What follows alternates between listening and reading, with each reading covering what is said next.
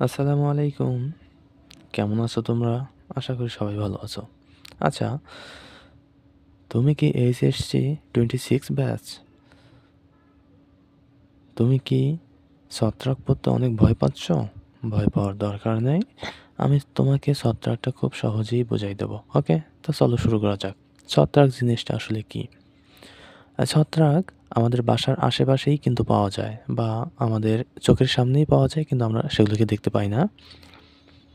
আমাদের বাসার আশেপাশে ছাতা টাইপের কিছু দেখা যায়, অর্থাৎ যাদেরকে আমরা বলি ব্যাঙের ছাতা, আসলে ওগুলোই হচ্ছে ছত্রাক।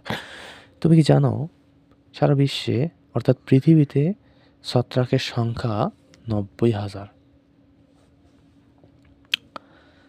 আচ্ছা, ছত্রাক নিয়ে পড়াশোনা অনেকেই করে। তো মাইকোলজি কাকে বলা হচ্ছে? ছত্রাক নিয়ে পড়াশোনা করাকেই বলা হচ্ছে মাইকোলজি।